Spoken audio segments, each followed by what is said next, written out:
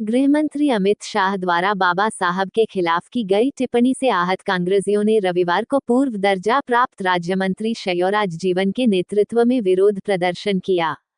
आपको बता दें कि रविवार को ये सभी कांग्रेसी कार्यकर्ता और तमाम अंबेडकर अनुयायी सवेरे 11 बजे अचल ताल स्थित महर्षि वाल्मीकि मंदिर पर एकत्रित हुए और यहां से सभी लोगों ने पड़ाव दुबे चौराहा के निकट बाबा साहब की प्रतिमा तक नारेबाजी करते हुए पैदल मार्च किया।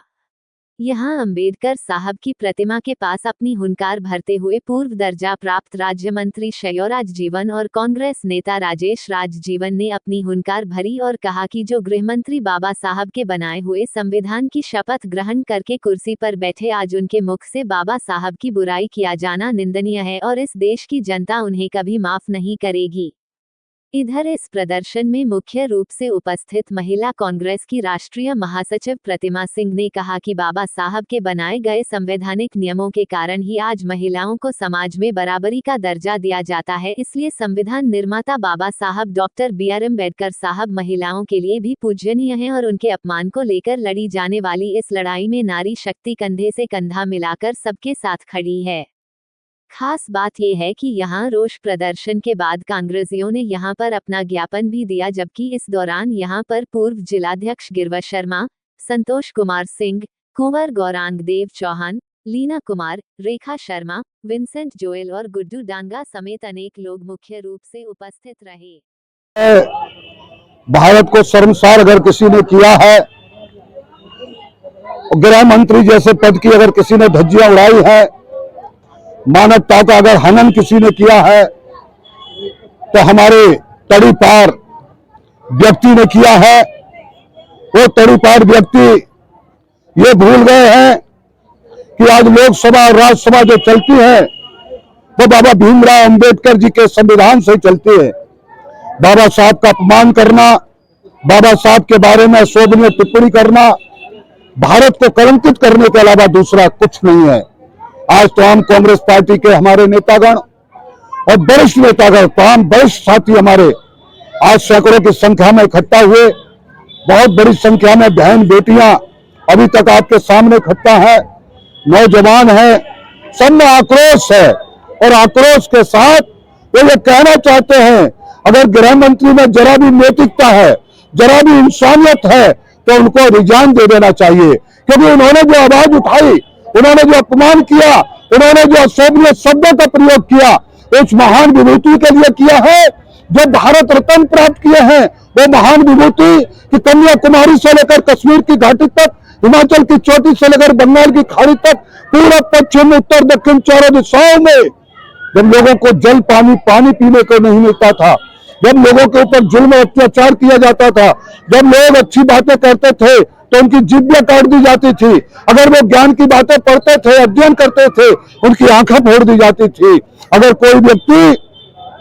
अच्छी बातें सुनता था तो उसके कान के अंदर शीशा पिघाल कर डाल दिया जाता था। इतना जुल्म और अत्याचार अगर कोई होता तो इस भारत में होता था। इस भारत की पवित्र धरती पर और जुल्म और अत्याचार को खत्म करने वाले अगर कोई मसीहा पैदा हुए, कोई भगवानों के भगवान पैदा हुए, तो डॉक्टर भीमराव अंबेडकर पैदा हुए, जिनके हम चरणों में नमन करते हैं। पूरा भारत का बच्चा बच्चा आज सड़कों पर बढ़ रहा है, बाबा साहब का फोटो लेके हर व्यक्ति सड़कों पर है। आज हम राहुल गांधी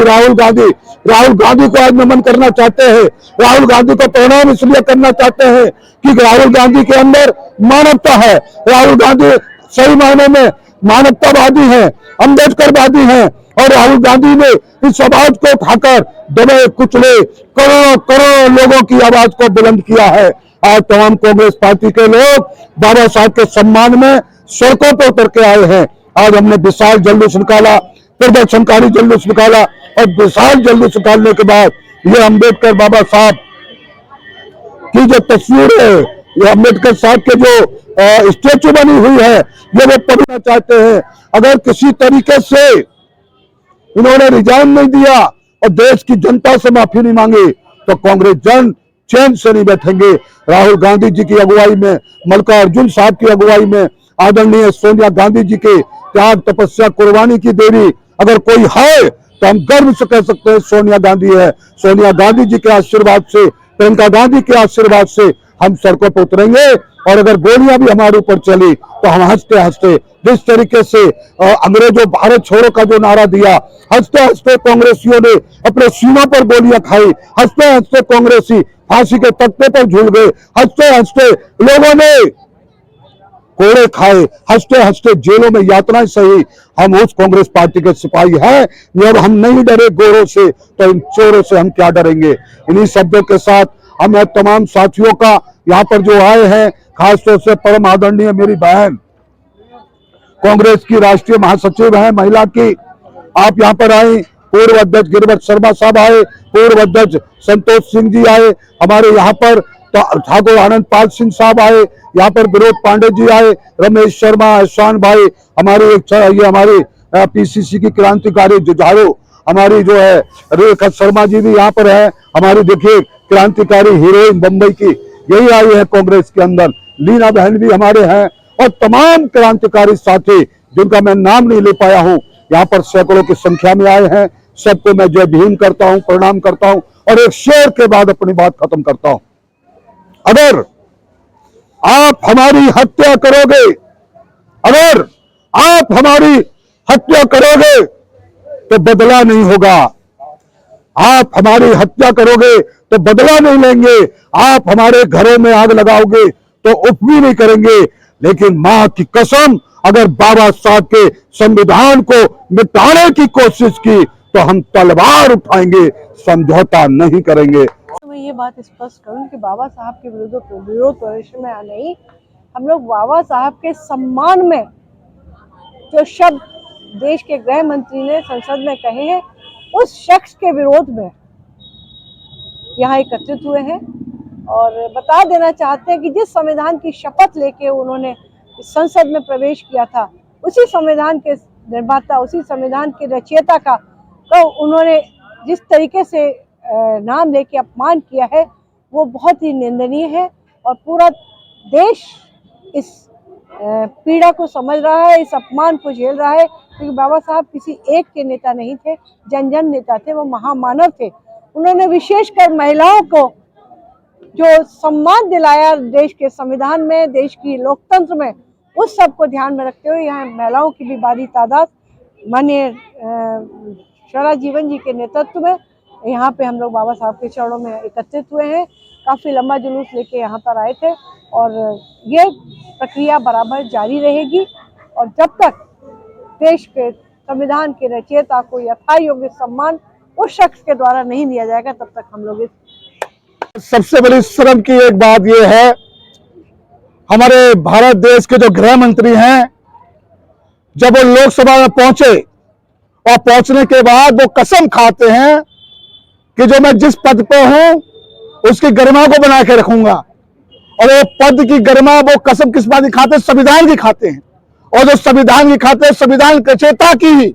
उनके बारे में अब शब्द कहते हैं, इससे ज्यादा शर्म की बात कोई हो नहीं सकती है। ये हमारे भारत के गृह मंत्री बनने के लायक नहीं है, क्योंकि तमाम हिंदू हो, मुसलमान हो, सिख हो, ईसाई हो, जिस तरह से फूल होते हैं उसी तरह से जितने भी फूल होते हैं उसी तरह से देश के अंदर हर जाति और धर्म के लोग रहते हैं। और यहाँ पर बाबा साहब ने उन सभी लोगों को हक, अधिकार और उनको जीने का अधिकार दिया है। लेकिन वही बाबा साहब के नाम को हंसी में उड़ाते हो, वही बाबा साहब को गृह मंत्री हंसी का पात्र बनाते हो, तो देश के ऐसे गृह मंत्री को अपने पद में एक मिनट भी रहने का अधिकार नहीं है। यह राजाशाही जीवन की भावना नहीं है। ये देश के करोड़ों करोड़ों जो बाबा साहब के अनुयायी हैं, जो भारत के संविधान पर भरोसा रखते हैं, तो भारत के संविधान को मानते हैं, तो भारत के संविधान को पीछे का काम करते हैं, ऐसे गृह मंत्री का हम मुंहतोड़ जवाब देना चाहेंगे, करेंगे। और आने वाले समय में यहाँ के जब भारत में बीजेपी की सरकार बनी है, जो करोड़ों लोग जो नुमाई हैं वो मूर्ख नहीं है, अब पहचान गए हैं इनकी कतरी और करनी में जमीन आसमान का फर्क है। एक तो बाबा साहब के पैरों को, स्टेचू को छूने का काम प्रधानमंत्री करते हैं, गृह मंत्री करते हैं, और सदन में उन्हीं का अपमान करने का काम करते हैं। इनको देश की जनता 27 में आने वाले इलेक्शन में उनको मुंह तोड़ जवाब देने का काम करेगी। और जब तक गृह मंत्री इस्तीफा नहीं देते हैं, आज तो हमारा अनुशासन है, अनुशासन से हमारा कार्यक्रम निकला है, आने वाले समय में एवं गृह मंत्री का पुतला दहन चौराहे पे करेंगे और इनसे बीजेपी के लोगों से आर पार की लड़ाई लड़ी जाएगी।